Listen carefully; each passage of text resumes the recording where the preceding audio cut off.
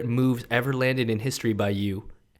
No one to date has ever done that move like you. I can't even.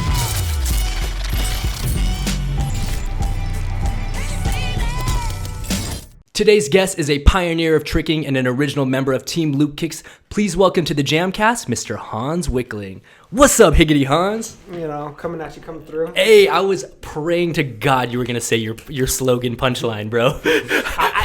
Okay, so I don't say it as much as I used to because cats took advantage of it. You know, I got tired of coming at people coming through, and then people don't reciprocate. I'm not going to lie, dog. I've been on a couple of Red Bull events where I'm like, damn, what is the tagline I'm going to use right now? I should use coming at you, coming through. Hey, use it. By all means, keep it alive. Hell yes. Yeah. Trademark Hans, man. Yeah. So, dude, thank you so much for coming by, brother. I was so excited for you to say you were stopping by Los Angeles. This is a special moment for me because not only are you someone that's a pioneer in the world of martial arts tricking, but you're someone that I personally... I don't know if you know this, but you're someone that personally influenced my style and getting into tricking so much. I literally, if it was not for you, I would never have trained Pop 360 crescents. I would have never trained illusion kit twists.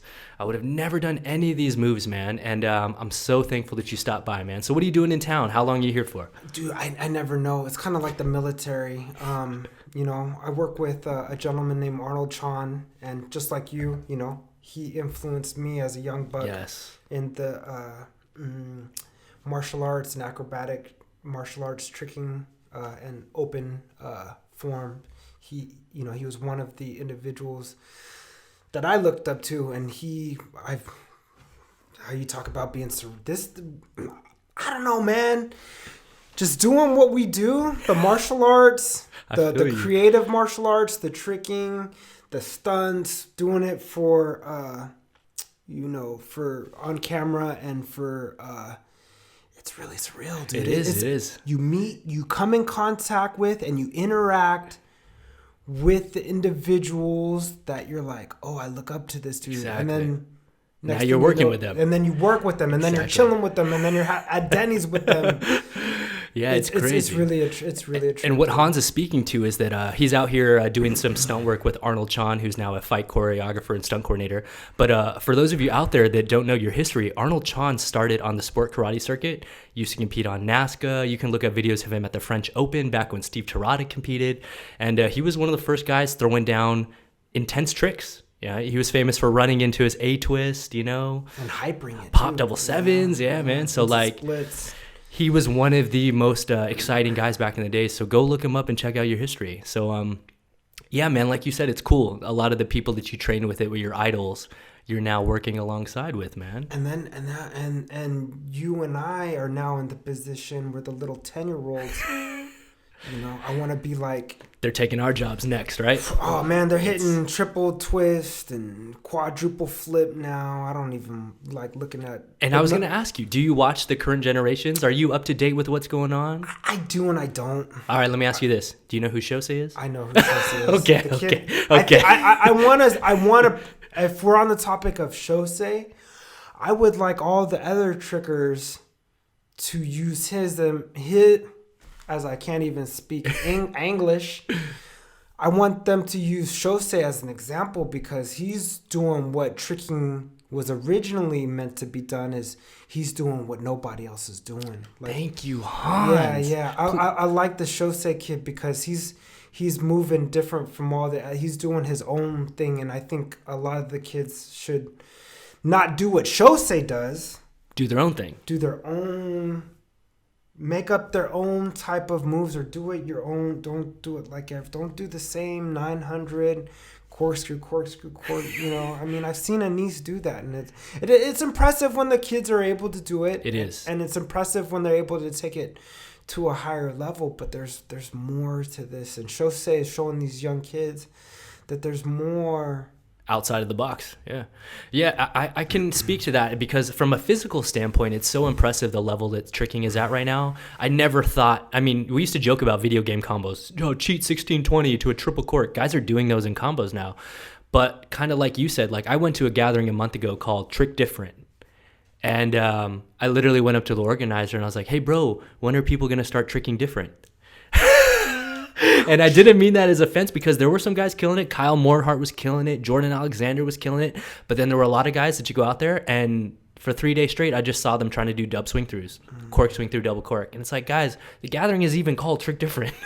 Like, if there's one weekend where you could just like break, get out of your comfort zone and do some weird stuff, it's at a gathering called Trick Different. Yeah, but it's okay. It's you know, what somebody broke it to me on the internet, and I always preach trick different. Yes. But one of the kids broke it down to me, and it was refreshing to get his insight, to get a different perspective. And what did he say?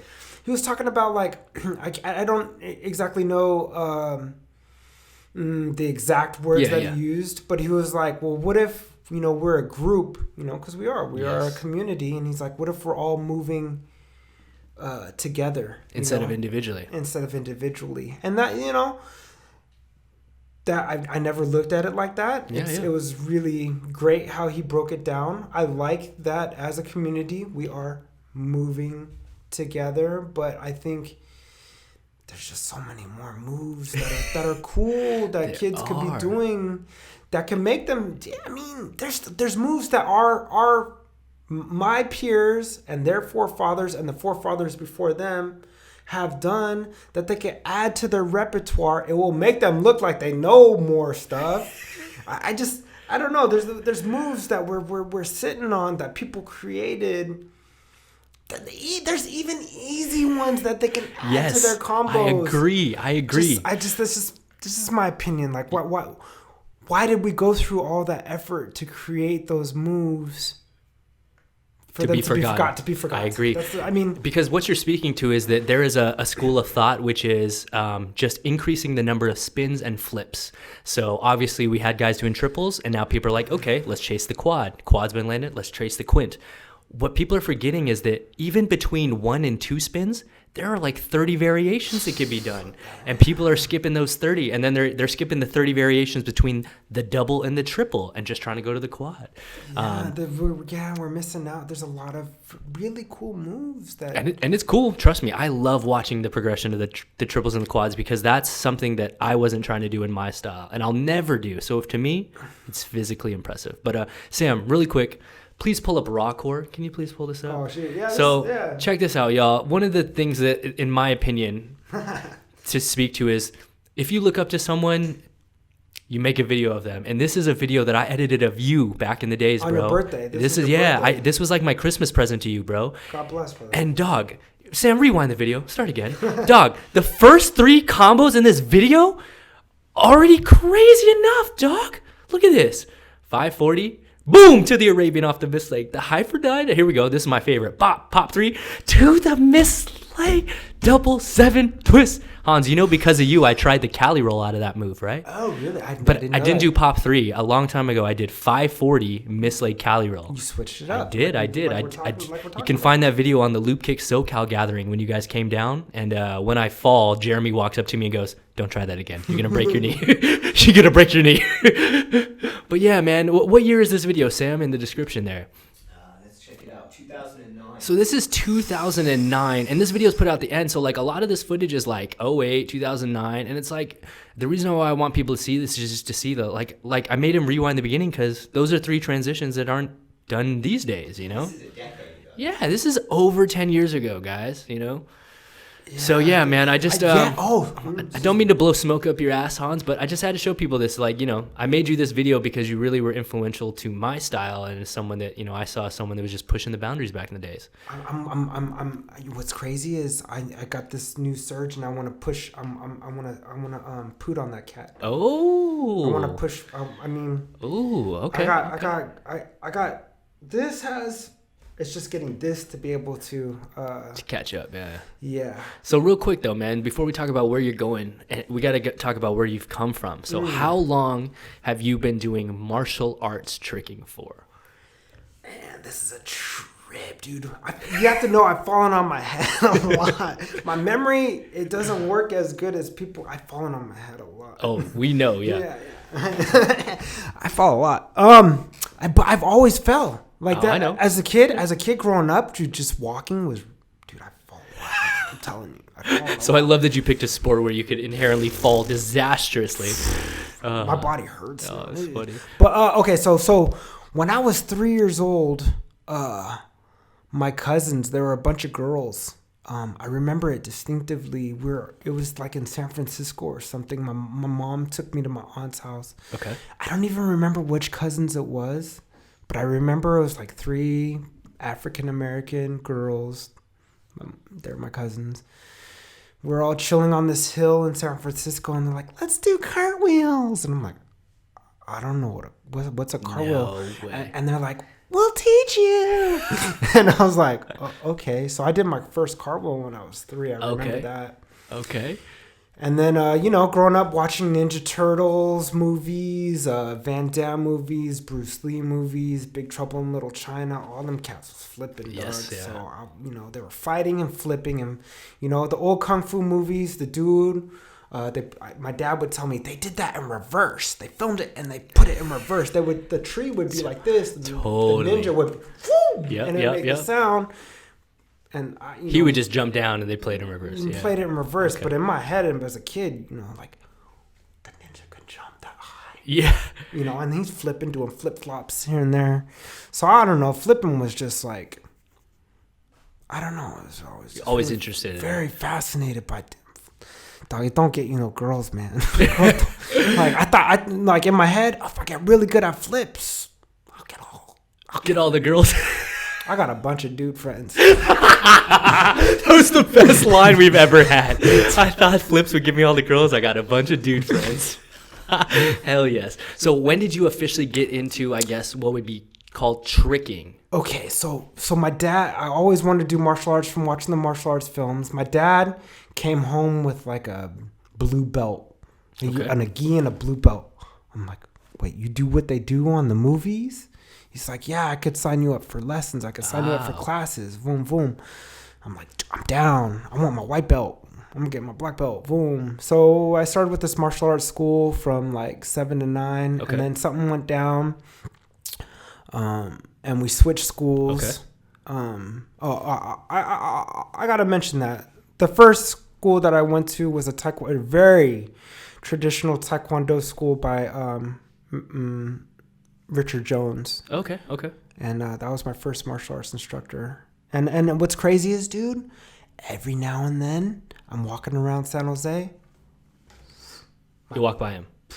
Wow. Shit, dude. And does he recognize you or no? Yeah, he knows who I am. Wow. Because cool. he used to work at the Apple store too. No way. And I got a job before. Yeah. So before when I first moved to LA, so Anise and Jeremy, they moved out to LA. And I'm like, they started doing, started being successful with their skills and abilities. And I'm like, dude, I got to get to LA. So I got a job at the Apple store to save up. So I remember this. He worked at the Apple store back then. This is like in 2008 or something. So, back to the story. Then we switched schools. We switched martial arts schools at the time, it was an Ernie Reyes West Coast school. Of course, the famous West Coast action team. By this West Coast school was ran by Jimbo Heeson, my instructor that I got my black belt, all my ranks, black belt ranks at, and at that school. Well, Ernie Reyes, the World Action Team, they were doing the acrobatic. They were doing jump kicks. Before most people, spin kicks, jump kicks, and, all the flashy forms. Yeah, for those of you out there that don't know, Hans is referencing Ernie Reyes Sr. and Ernie Reyes Jr. For those of you that don't know, you may recognize him from a movie called Surf Ninjas back in the day, and you may recognize little Ernie Reyes Jr. He was Kino in Teenage Mutant Ninja Turtles #2, I believe. So these guys have been around for a long time, but they owned a famous martial arts school that was based out of up north, and they had a branch of a bunch of them, and it was known as the West Coast Demo Team and Action Team. They had guys from Kim Do, Peter Yang, Douglas, right? Yeah, David Douglas, man, like Utana Baxter, a lot of very, very influential sport martial artists and acrobatic martial artists and creative martial artists. George Chung.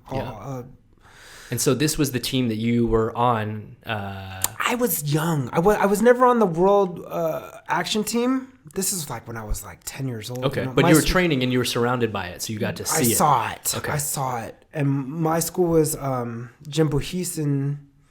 There's a bunch of them. There's a bunch of Ernie Reyes. Ernie Reyes schools are so big, guys, that they have in-house competitions where they will rent out a high school gymnasium or basketball court, and it's filled to the rafters. They will have a black belt ceremony and a full auditorium packed to the brim, standing room only. It's insane. So anyways, you got inspired by them. Yeah. Oh, dude, it was crazy. You go back when I was a kid, you saw Ernie Reyes Jr. He was on Ninja Turtles. You saw him in The Secret of the Ooze. And then you go to the Valley Fair Mall, the local mall. And they're doing demos. And you're like, you're like, well, I just saw that dude in the movie. Yeah.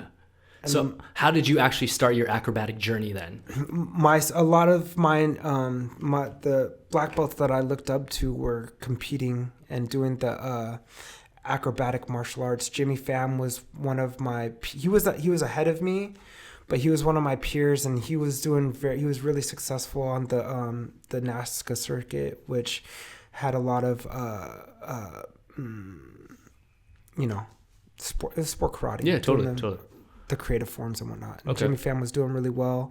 So, I was growing up, we'd go upstairs because, downstairs at my dojo, like that's where all the main classes were. And then you could wait upstairs, and my instructor had it where you could practice and train on your own. And that's where Jimmy was practicing his open forms and doing, back then it was the hardest moves he was doing was like I rarely saw him do a butterfly twist, but butterfly twist back then was like, that was only the elite were doing it. I'm going to put it in perspective, and I only know about this, guys, because I used to compete on the circuit. Jimmy Pham at one point was one of the leaders that was killing everybody. He was winning all the titles before Steve Tirada.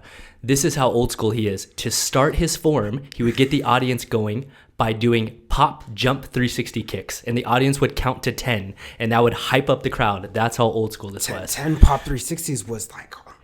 That's how we would start the form. We'd be like, everyone would be like, 1, 2, 3, 10, and then he would do his form. Like, 10. If you did 10 tornado kicks in a row. Now you got guys like Jacob Pinto that start their form with dub, swing, dub, and then they hit the splits, and then they start their form. So how old are you when you start flipping now? We fast forward. You 10. see Jimmy. I was 10. I was copying copying Jimmy's moves. So you're just upstairs watching Jimmy, and you're just following. Trying to get the 540 at like. I think I got an aerial at 10. Like I saw people doing aerial.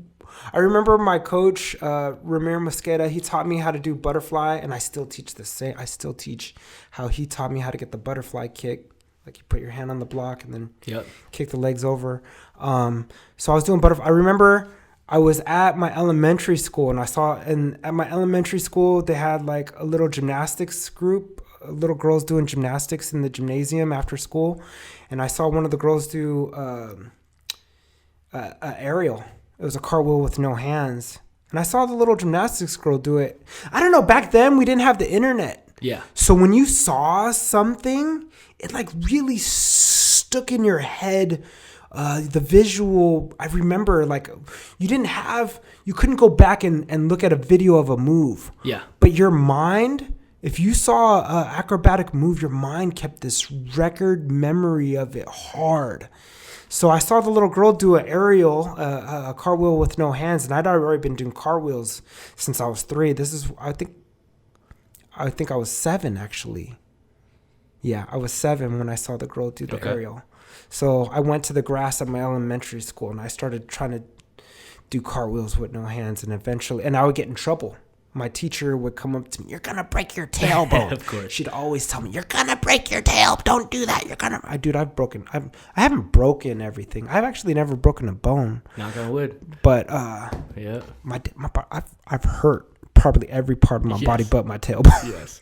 So at that point, you're 10 years old. You're starting to watch Jimmy Pham. You're starting to learn some tricks. You're developing your own style, right? Yeah. At which point do you start competing on the circuit? Okay, I was 14 so all my friends were coming home with these fancy rings and big giant, back then the karate tournaments would have big giant trophies, and all my friends would be getting trophies. My mom didn't really let me compete. And plus all my friends were higher ranks than me. Okay. So I guess when I actually turned black belt when I was 14, I got my rank of black belt. My mom said I can compete, and I started going there. I started with NBL, which is a little bit under Nazca. Yep. North American Black Belt League. Correct. And but we'd watch Nazca videos. Of course. We'd watch the VHS tapes of the Nazca cats and then compete in NBL. And my friends were doing pretty well, getting world championship titles. I was like, I want to do that. I started seeing at that time, I guess a lot of the top guys, John Valera, a lot of the guys that I would see at the karate tournaments that were on top were starting to get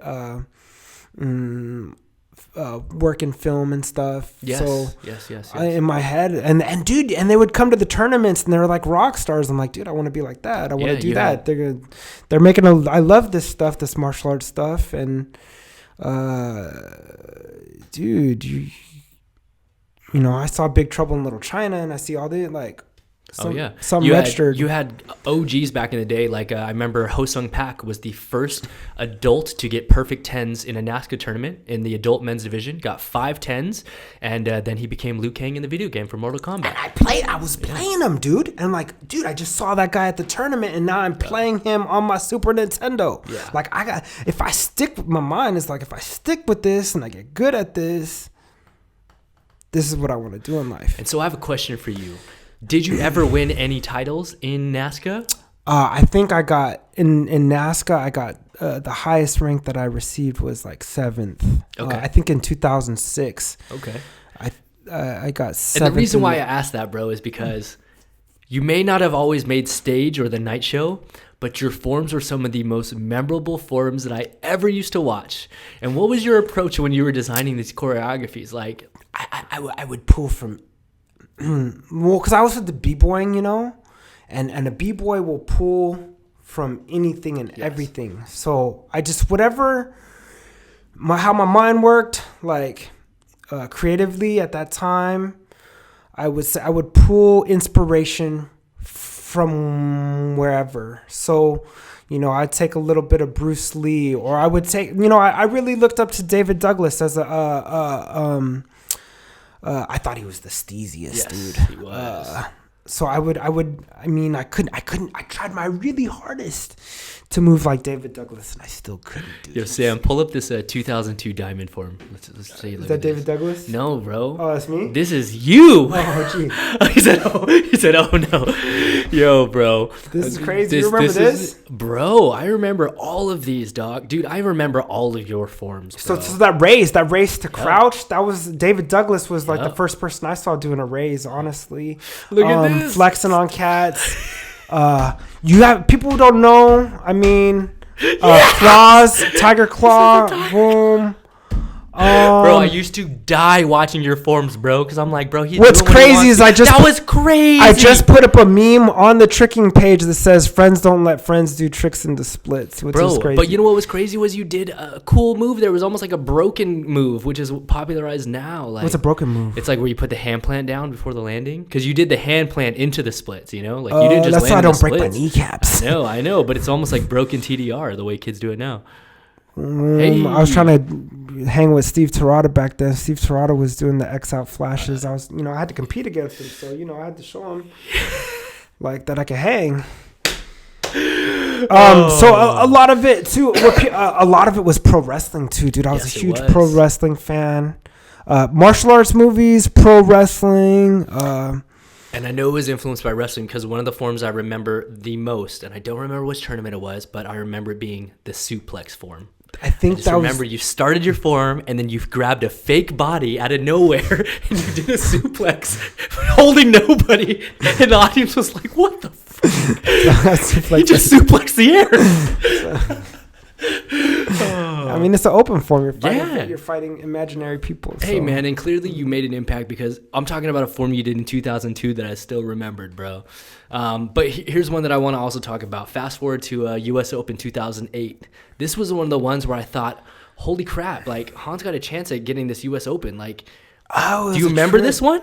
Because I remember this being like, oh, man, Hans never makes the show, but like, Bro, I remember when you started with this, double B. I was like, oh, Hans came to play today. Marcel told me to do on. that. Marcel, I wasn't even going to do that, but right before the competition, Marcel Jones. Marcel, the rest of the form I was going to do. The double twist in the beginning. Marcel Jones came up to me and was like, Hans, yo, you got to do something really crazy to start off your form. And that was crazy, B. He's like, I used to do this side kick. John Valera did this.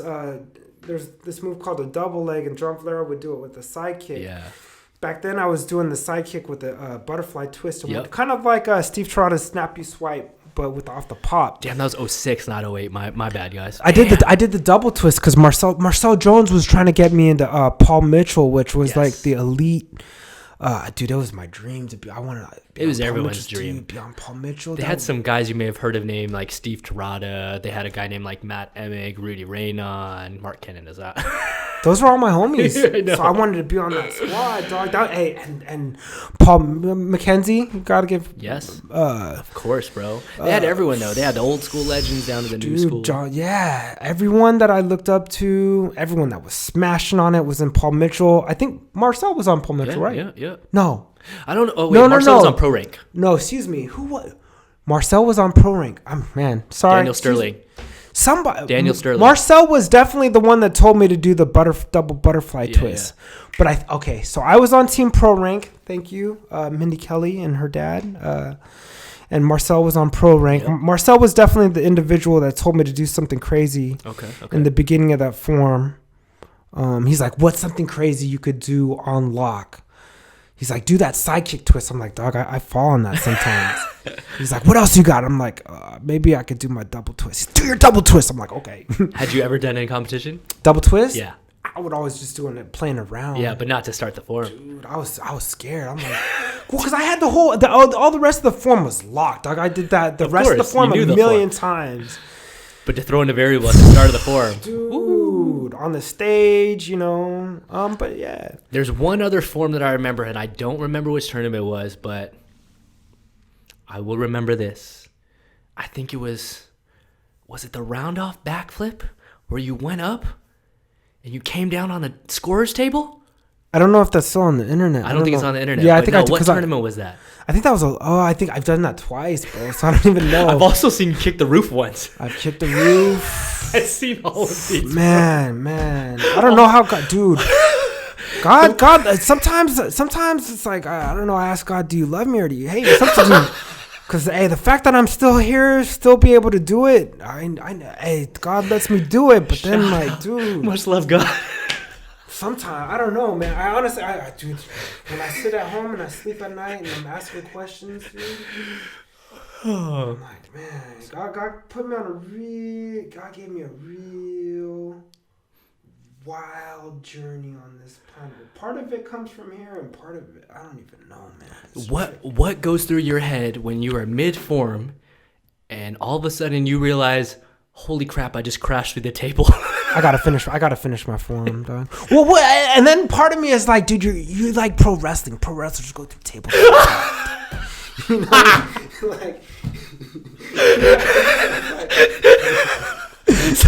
So my man's like, yeah, I meant to do that. Dude, iconic Hans. All right, man. So fast forward. Along the times that you were competing on Nazca, paralleling this time was also your introduction into the tricking community and the tricking scene. Yeah. And one of those was being a fixture of Team Loopkicks. Yeah. Which at one point, I swear the world viewed tricking as being called loop kicking. Even down to the point that there was an interview done with Chad Stahelski, who is the owner of 8711 Action Team. He's also the director of John Wick. And at one point, he does a behind-the-scenes interview, and he says, we brought down these loop kickers. And he was referring to Anise and Danny and Jeremy, but he didn't know that it was tricking. He literally called them loop kickers. And they were on Team Loopkicks. Yeah. Back so then. real quick, man, loop kicks was like at one point, it was like the pinnacle of our sport. It was like being on 3-run like Sam, so how did you get on to Team Loopkicks? San Jose is a small town, man. Yes. San Jose is small. Team Loopkicks. the guys that were starting to do that, they were part of Ernie Reyes' World Action Team, but they were starting to get their own. People were hitting them up to do demonstrations and stuff, and they couldn't really go through Quantum Ernie. Yes. But they wanted to still get better at this tricking stuff, and so I guess I came in subtly late. Like, I think, to the best of my knowledge, I think Loopkicks had already been around for they had already been going for a few months. Okay. Before, to the best of my knowledge, dude, that's still early days though, bro. You're talking about you're talking about you're like one of the first employees, one of the first crew members. So I think they had already been doing demos, and they'd already come up with the name. Okay. Isaiah, I guess, came up with the name. Shout out to Isaiah Flores. And I don't know. You do the sport karate tournaments and you bump into the same people, and we were the ones doing the open forms and the jump spin kicks. So it was just, dude, I love this stuff so much. Back then I was like, I really want to get this stuff out to the people. I see how detrimental it is to certain kids. Like, they don't want to shoot hoops. They don't want to toss around a football, but they love contorting their body in midair. Yes. And it's just something it's really hard to explain to people that don't do it. But if you've done it, to leave the ground and chuck your body in a weird position and land back on your feet, I don't know. I talk about it all the time. It's like a blessing and a curse, man. Like, we're in our 30s, and our bodies are not meant to be sustaining all these things, but we love it. You can't leave it. It's like a drug. It is like a drug, but the positive. I don't know. I fell in love with it, and I wanted other people to fall in love with it. So it's just power in numbers, So Loopkicks was a group of people that really had a passion for the acrobatic martial arts and the tricks. And I saw that they were doing things, and let's combine forces and let's do something with it. And we started. It was just fun back in the day. We were young kids, just trying to, just break ground, right? Yeah. How many days a week did Loopkicks get together and practice, and where did you guys train at? Wow, in the beginning, we all a lot of our martial arts instructors gave us keys to our dojos. Cool. So usually we would take a lot of us would take classes or teach classes at the martial arts school, and then when the martial arts school closed, we had the key, so we stayed after and we practiced we would do our traditional martial arts, and then afterwards we'd practice flip. We'd turn on the music, and we'd call. Back then we'd page each other. Way back then we had pagers. I remember Chris DeVera. This is Chris Hyperswipe 540. Yes. But he came in the pager. No way. Yeah. We're gonna practice this and this at this location. Wow. So send the address. What time? You have to paging. Dang. Yeah. So, and then, dude, it was now I'm thinking about it. It's so hard, dude. We have our cell phones have these videos and they connect to the, dude, I have so many crazy moves that people don't even know about because you just didn't have a video. They don't have a camera. And if you had a camera, I didn't have the components. You didn't have the computer that matched the camera, or if you had all that, you didn't have the freaking FireWire, dog, to upload it, or you didn't have fast enough internet, and you didn't have fast enough internet. There was no YouTube to post it on YouTube. Or if you had all that, the computer crashed on you.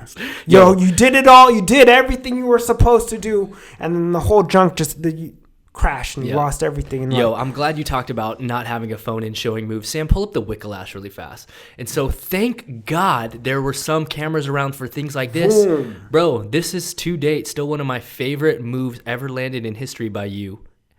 No one to date has ever done that move like you. I can't even do it. I've been training it. I'm trying to get it like that, dude. It's hard. I've landed the Wikkelash, but I've never been able to grab my foot the way you grabbed it there, bro. The way you grabbed your left foot here, you really grabbed it. I've never been able to do that. I really wanted to land that. I was like, I'm gonna land it. I've been able to do this trick without the grab, but I've never been able to fully grab it, bro.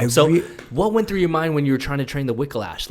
what were you thinking? Okay, so the Wikkelash. Okay, so how I came up with the Wikkelash. Danny Graham started coming to San Jose a little bit before that, a year and a half before that. And I remember being at this martial arts school called Studio Kicks, which Larry Lamb owns. Yes, sir. And me and Danny Graham, it was really late at night, and I don't know how we come up with these stupid ideas. But Danny Graham's like, Poppy, we should do front flips out of every move. Like tornadoes, front flip. Butterfly twist, front flip. Everything front flip. No. Every move. so me and Danny are sitting. So I was trying to do, after that day, I was trying to figure out how to do a front flip out of every move. No way. And this is a long time ago, like guys. 2006, What's the date on the 2007? Wikkelash, Sam? On the Pop 360? That was 2008, I think. Damn. So in 2006 and 2007, Yep. I was trying to figure out how to do front flips out of every move. Christ, Because Danny Graham put that in my head. No way. Yeah. And so what inspired you to do it here? Was it because it was at a gathering? I don't know. Dude, I got all them cats right there. See all those people? Bro, there's Vince Johnson there? Like, bro. I was really hyped. I don't know. For some magical reason, at this duration of that gathering, I got a certain surge of hypeness. Bro. Because I honestly didn't do anything mostly through that whole gathering. You just did a first in the world move out of nowhere? I almost hit I really almost hit a box cutter. That same set. Number one, people don't know. Yeah. Corkscrews are hard for me. I know this. And hyper hook is hard for me. Jeremy gave a tutorial earlier that day on how to do a box cutter. And you almost landed a box cutter. I almost landed box cutter But instead through you the just hype and Jeremy's tutorial. Like I was doing some. If you watch the other moves that I did, oh yeah, that gathering was a fun gathering, bro. it was tight. Yeah, Seshu, dude, the kids were Sammy Vasquez was bringing some heat. I don't know. I was that time frame, that circle. I got I'm telling you, the universal surge of energy that I got allowed me to pull off certain moves that I normally don't pull off. So okay, you didn't land this one, but Sam, can you pull up the one right above the double leg? You didn't land this one, but you were the only person that I remember back in the day really fucking trying to double leg on the flat. Yeah, dude, I've tried it on. Play that back, dog. I've tried it on a lot of. What year is this, Sam? What year is this? 2006. 2006, and you're trying to do double leg, bro. It's possible. It is possible. We just haven't. Some kids have done it. Really. They've done double side flip. I seen a kid do a really close. I saw a kid. Somebody sent me it. How crazy is that, dog? I seen a kid do a really good one. I mean, it could be better. But I've seen a kid. I gotta give him credit, man. So back in the days when you were trying to land these things, Wikkelash, double leg, what was the inspiration? Was it like you mentioned earlier in the day, which is tricking was supposed to be doing something different? I feel like back in the day we had more of that mentality. As a general whole, we had this mentality like, me and my homie JR talk about it. Like we've gotten soft as trickers. The mentality's gotten soft. In certain ways, it's good because it allows more people to be involved. Yes. The softer mentality allows more people to be in our group, which is good. Yes. But back in the day, as far as I know, my perspective is you're trying to take out the dude next to you. Like whatever that, back in the day, that's how in my opinion, the mindset used to be. You're trying to one up the person next to you. Yeah. That's what made the sport progressive. You're trying to one up the dude next to you. So you have to go harder. More, your combos have to be longer, harder, more complex. Your moves I don't know. I watched Anthony Atkins and Daniel Sterling and Manny Brown. They were trying to. The only way they got good was they were trying to outdo that dude next to them, man. 100%. And it didn't come from a place of hatred. No. It didn't come from a place of like, yo, I'm better than you. Like, you suck, It was just trying to push the level of the sport and themselves. And inherently, new moves would be created. New things would be landed. To me, that's the era that I came from, that I saw, and it made sense in my head. It made sense to me. I've gotten soft. I'm not trying to outdo nobody. Yeah, totally, bro. Yeah. I mean, it is a good point that you say though, that it is better for the community in the sense that it's probably more open to people. Kids they don't feel as like competitive, so they don't feel like, I don't know. Because I can speak to this. If you have ever gone to an open gym and trained with Jeremy Martinez or Sammy Vasquez, you know exactly what the hell Hans is talking about as far as tricking and them trying to one-up you. Because when we'll go to sessions, it'll just be a session with all of us friends. If I throw a trick that has a B-twist in it, you better believe Sammy or Jeremy goes to the front of the line and they try to do a combo with a B-twist on it and then one-up it. Then Hans will go and Hans will do, a 540. All of a sudden, you'll see Jeremy or Sammy run to the front of the line, skip someone, and then go and try to do a 540 in the combo. They're from not, the area. And they're not doing it from a place of trying to be like, fuck you, Hans. They're doing it from a place of, oh, I saw Hans do a 540. All right, let me try to do a 540 combo now that's even cooler in my brain. And they're from that. They're from that time. They're from that period. They're from, yeah. Yeah. We make a joke about it that the reason Jeremy's so good is because he does the most reps every session. He doesn't wait in line. If my man sees something done, he runs to the front line and does a combo. And if there's 9 people in line, he'll just run to the front because he's just trying to get reps. Time, man. Yeah. Man, well, because, dude, we didn't have that much money. I don't even know if I want to speak. Go ahead, dog. Speak on this. It's cool. All right, it's whatever, dog. Yo, I mean, it's cool. Tricking's cool. $5 for an open gym. Yeah. You were saying you guys just didn't have money, right? So dude, we didn't have money, man. But $5 is pretty darn cheap. Sometimes, dude, when we had to pay $15 for 2 hours, like. Yeah. But I mean, I'm putting this on the internet, but I mean, my favorite times was when we was trying to sneak into the we wasn't trying to slip that $5. Dude, we didn't have, $5 every what? You're trying to get good, so. Let's say you're doing it 3 days a week. That's $15. Yeah, and when you're a kid in high school, like you don't have a job, and if you're at the gym, you're not getting paid. So, and if you're putting in those hours training, you're not working.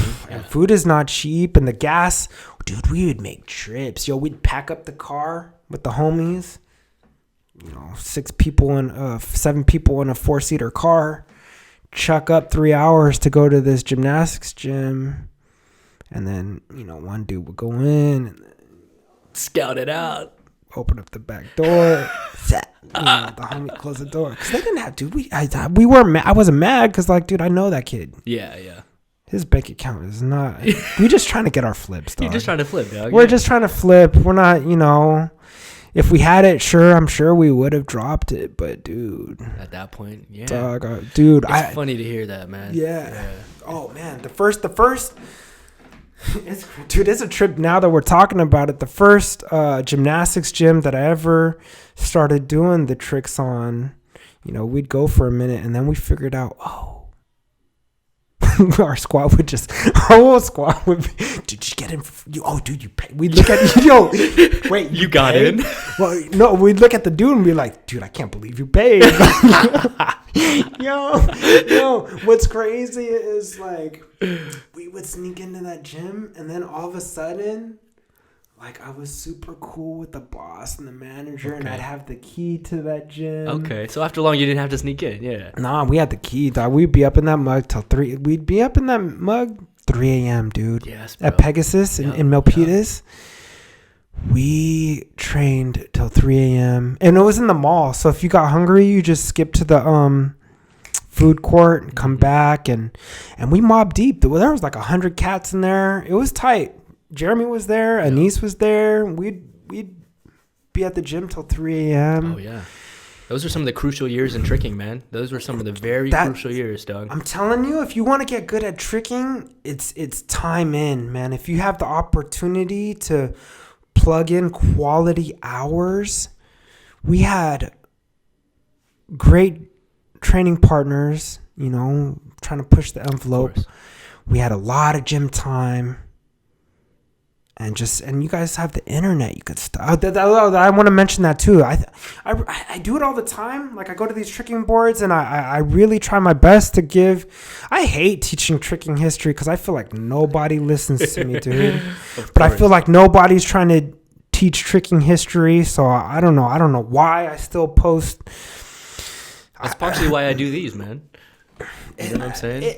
Man, we're losing so much. These new kids, I don't want to put them down. I'm not trying to put them down. Definitely. I'm not trying to put them down. Just so you guys know, this comes from a place of love. Yeah, this is not. The new kids don't want to hear the history, I feel like. And I don't know. I guess growing up in our era, you wanted to know those things. Like, you wanted to know, like, how this gentleman got from here to there, or the process of...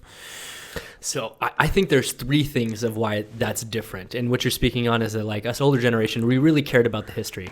So I think a couple things are the reasons behind that. I think one is the new generation is almost so disconnected because some of that stuff happened so long ago that it's almost like, man, how do I even go back? Where do I even begin? You know, it's hard for them to begin. Really hard, Whereas man. for us, we were there when only bylang.com existed. So if you wanted to go look at tricking, you were filtered into one website. Whereas now, there's even disparities between the culture online. There's kids that put videos on YouTube, and then there's kids that only put up a 10-second clip on Instagram. And if you're a random trick around the world, it's so hard for you to know, like, where do I seek it out? Where do I learn history? Where do I do it from? And that's why I don't even keep up with the current. There's just so much. so much. And so much trash, too. I mean, no offense, dude. Everyone starts somewhere, dude.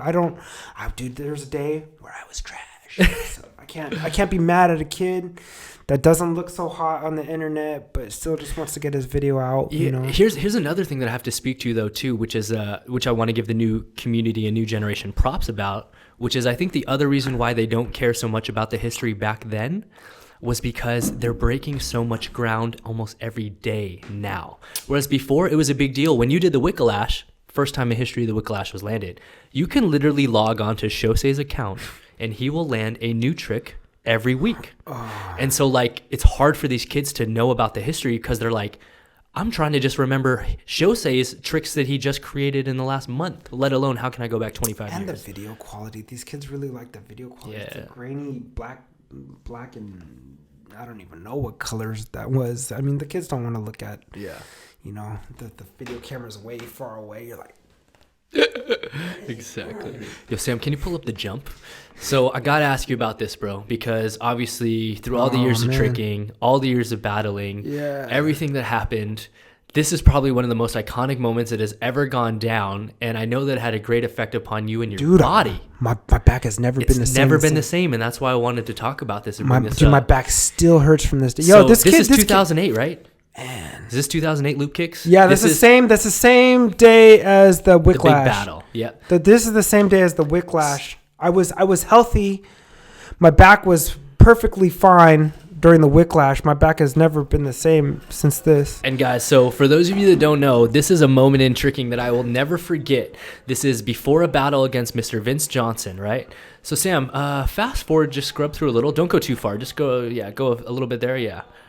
Go a little more. So Vince Johnson is making his way out to the ring now. He's got his little entourage. Yep, here he's got his ring. They're coming to the ring. All right, so let's play it out from here. And so basically the battle hasn't even started yet. They're just having a standoff. They're staring at each other. And this is known around the world as the jump. Man, this is a trip, man. This is a trip. Man. If you want me to break it down, I'll break it down.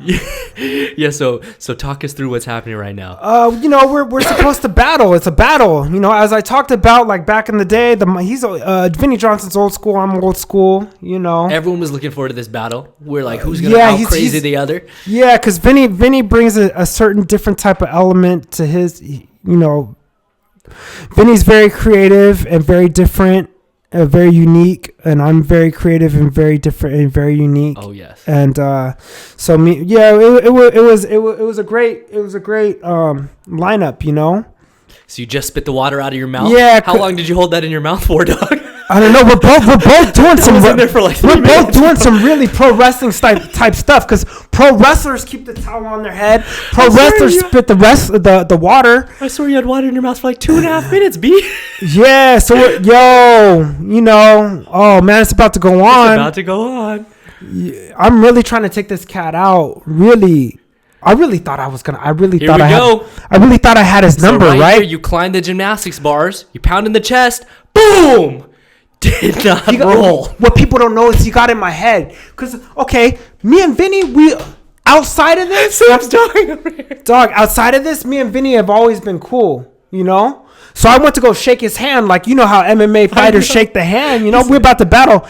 He didn't want to shake my hand, dog. Did he turn around or did he do this way? I don't know. He didn't shake my hand. Pause, Sam, go back. Please go back. Bro, Sam, as a parkour athlete, you know what you're supposed to do when you jump from high. You're supposed to roll, right? What happens if you don't roll? Hey, I lost my mind when he didn't want to shake my hand, bro. Hey, when he didn't want to shake my hand, I lost my cool. So what happened? You just thought, that's it. Dog, yeah. Oh, okay, you really want to battle, cousin. Like, yo, go back. There it is. Okay, so we're supposed to shake hands right here. Yeah, when you get in the cage, you're supposed to slap hands. Like, we're about to do battle. So you bow? Oh, you went to shake hands. He said no, and he did something. I'm like, okay, you want to be disrespectful, dog. Like, yo, I'm trying to show people. Okay, it's fine. It's fair enough, dog. You want to get live? I'll get live, yo. It's about to get live, cousin. Yo, it was the truth right there, dog. Yo, man. So you climbed all the way to the top. Dog, I'm going to get King Kong on you, dog. Oh, and because the floor is spring loaded. Of course. Dude, it felt like a shot of electricity went up my... Dude, I felt it like God sent an electric bolt up my leg. It hit me right here. Guys. And the impact was so hard that it shot me up, bro. I know, bro. Yo, you feel me holding my back? I know. It feels like a lightning bolt hit my back, dog. Guys, if you guys watch parkour videos and you ask why do they roll when they jump from high, this is the reason this is why. If you don't roll, boom.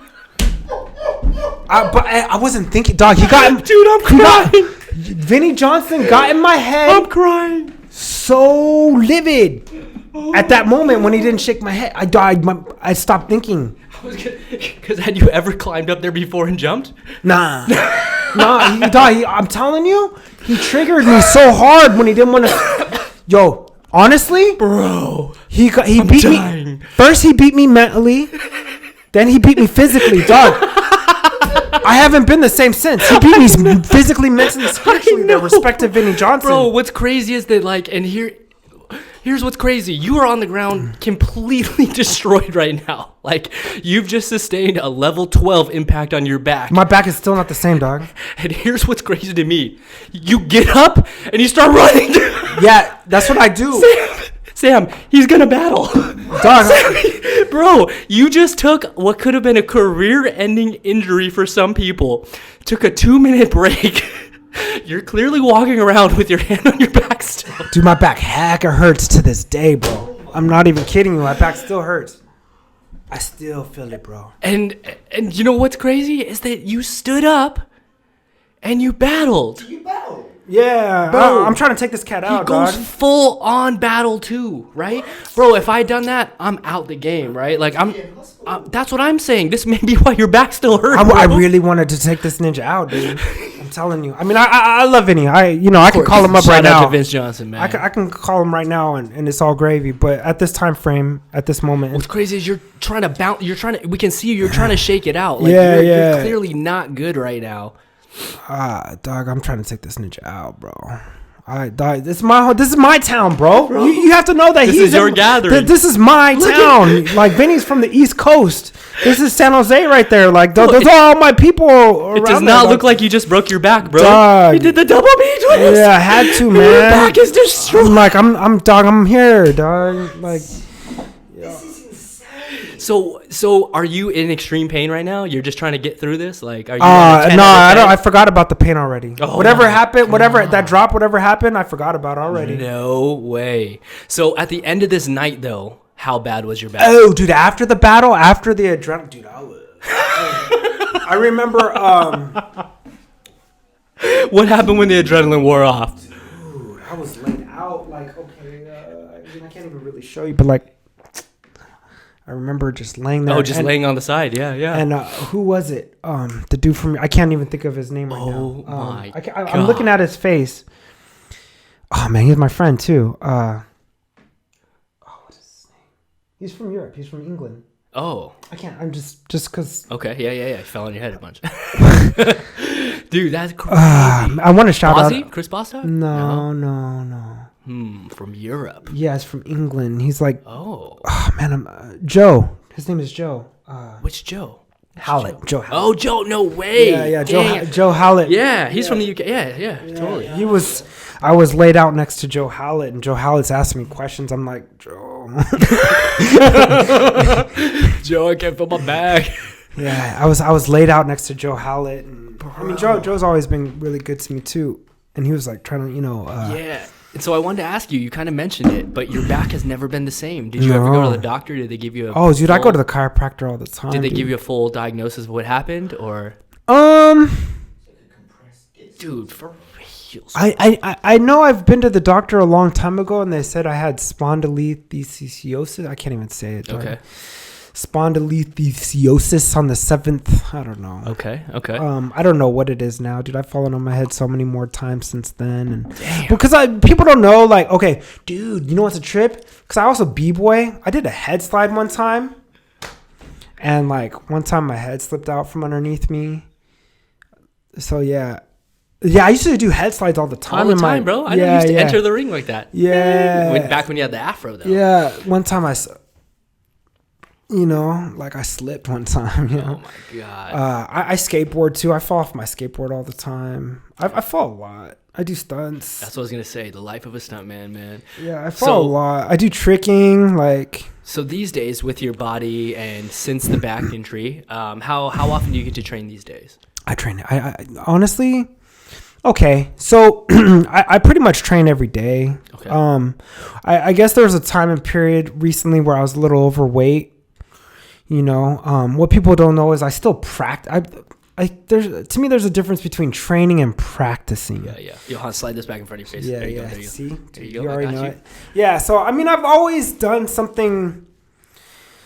I always try to move my body in certain and then there's times where I just stay still. But I mean, I'm a really active individual. Skateboard, b-boy, parkour, tricking. I swim. To be honest with you, let people know like how I really am able to do this so long is swimming. Yep. Swimming. I'm in the pool and jacuzzi like every chance I get. Okay. So low impact.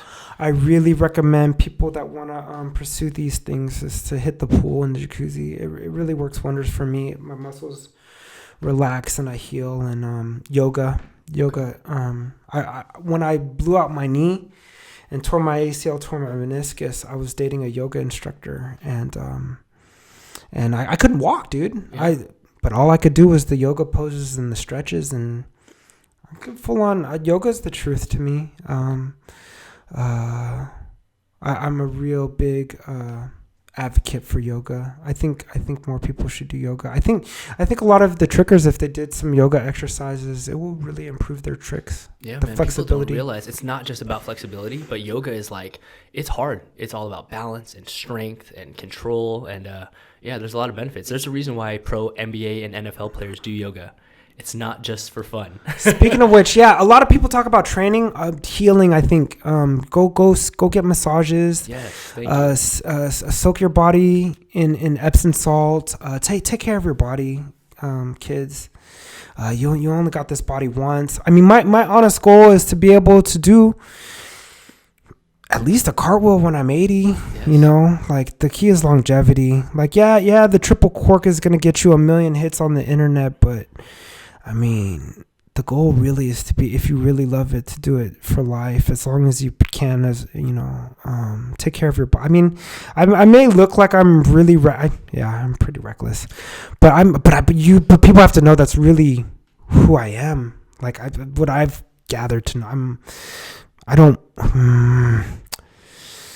I'm more calculative of my recklessness now, I'd say. Of course, because you know the consequences. I know the consequences, but I also know my body.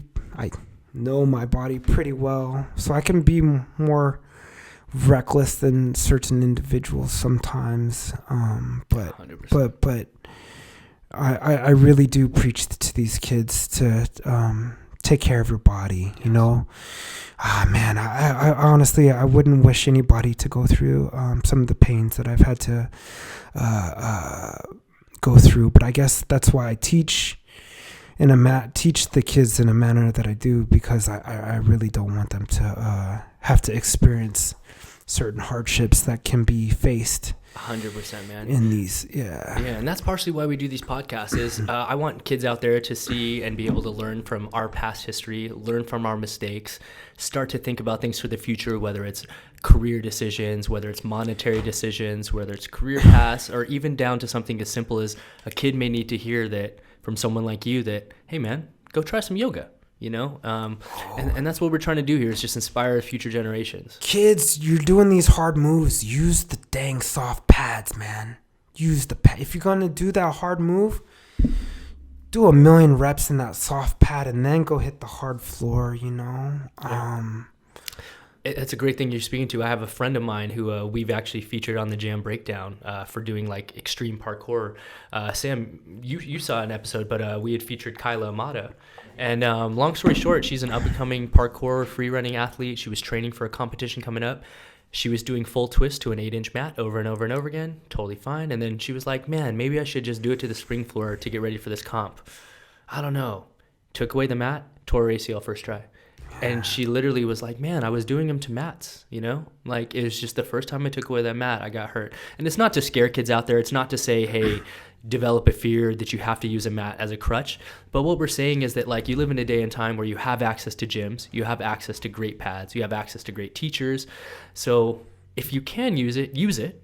Yeah, because it'll save you years and time, man. You know? I mean, hey, if you snap your ACL or meniscus or something, if you really love it, you'll hop back on that horse too. Yep. So yeah, you'll come back. Yeah. Yeah, if you really love it, you won't let that speed bump stop you. But I mean, I don't know, man. Kids shouldn't be. I mean, yeah, that's the thing too, man. Getting these moves ain't that important, dude. It's really not that important to get a move.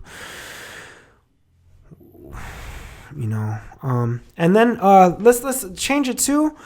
I'm really all about doing this stuff for free and for love. You know, there's also been a division where some kids are like, I need to do it for the money, and yes. I need to do it for the fame or the hits or whatever. You know what? I've been doing this. 1 million people are doing this. 1 million people are doing it for different reasons. You know, hey, if it makes you better, I say do it. I'm really pushing for kids to be able to, you know, if they so choose that they want to make this their career. Yes. I'm all for that. I think there needs to be more avenues for kids to be able to monetize their talent.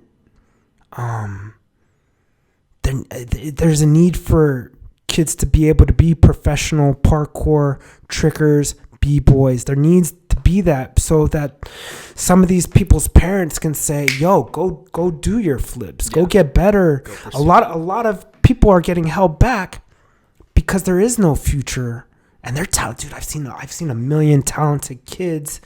You kids put in a lot of time, a lot of hours. We should be able to afford a decent life. Yes, man. For this hard work and talent and ability. 1,000%, bro. I couldn't agree with you more, and that's literally part of the inspiration of why we even started these JAMCasts in general. It's something that I really care about a lot too, because growing up as a kid doing martial arts, literally the end goal is you can become a world champion, and then what? You open a martial arts school.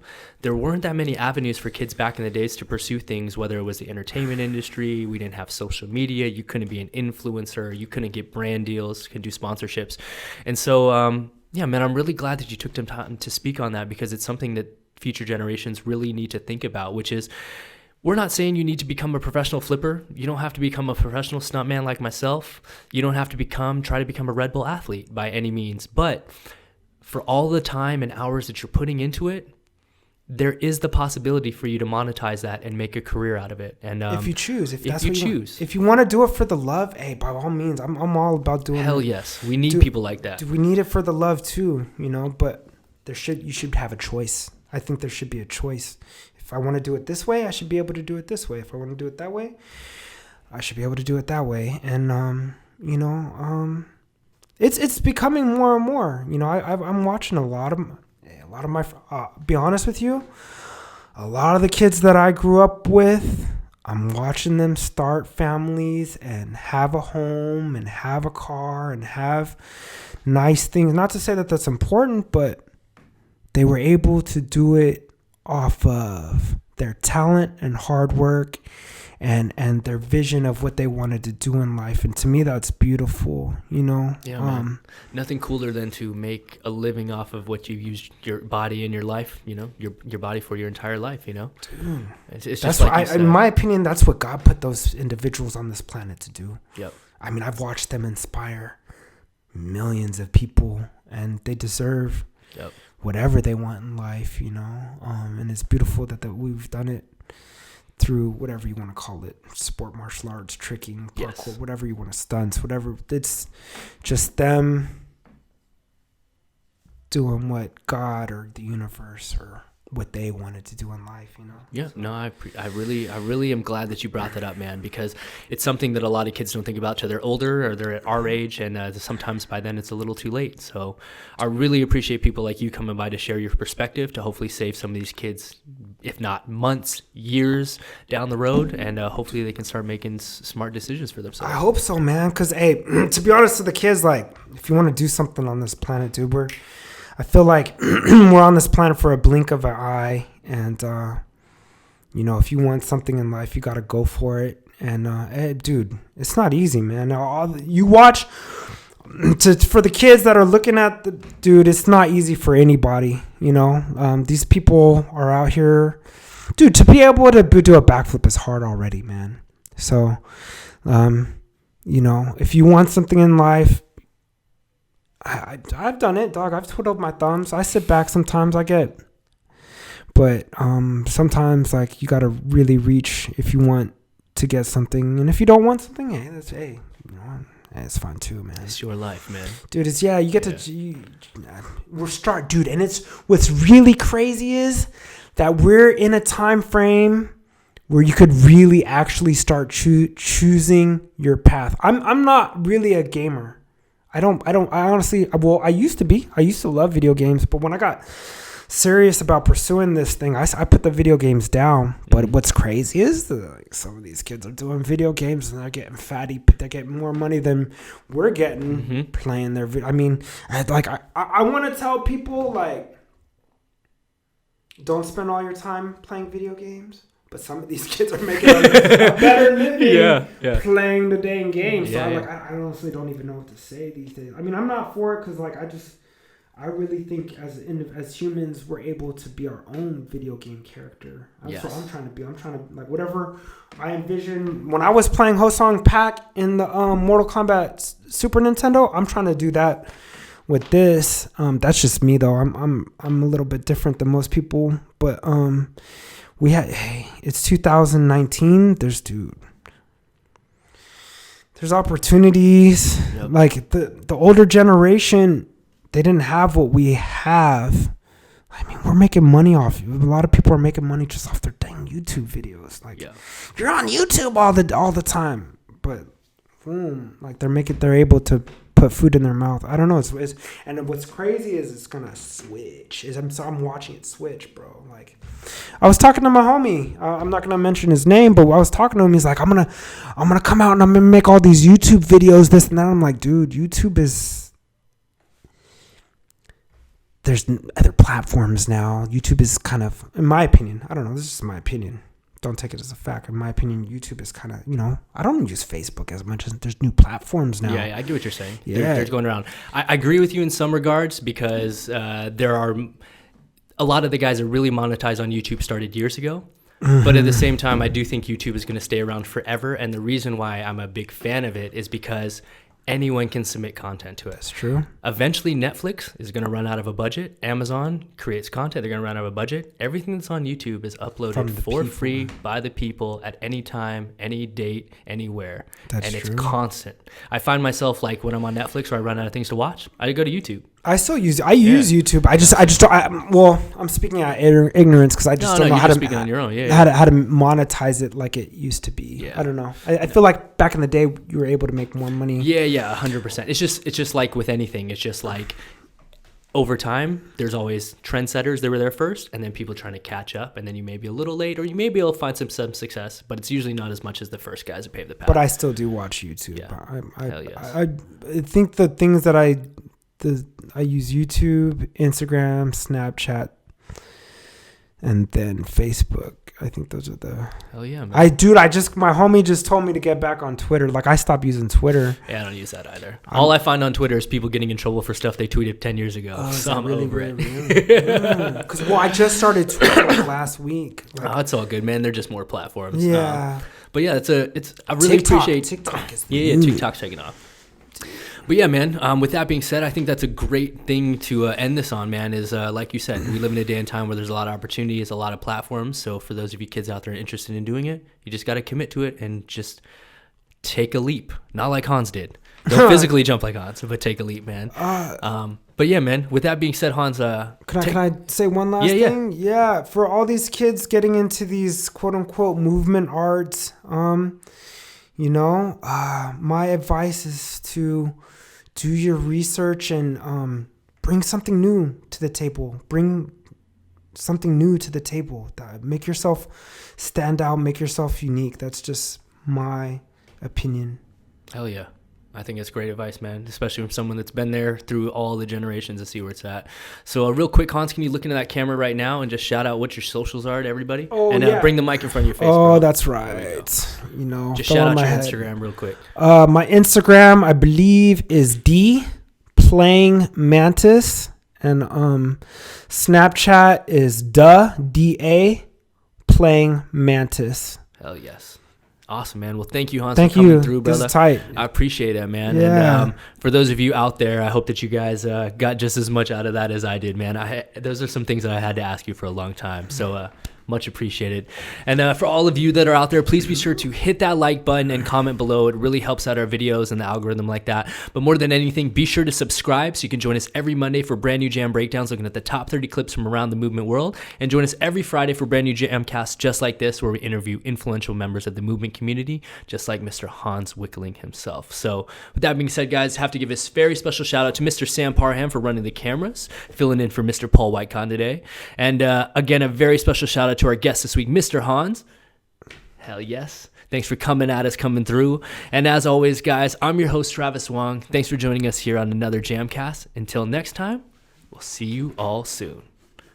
Peace.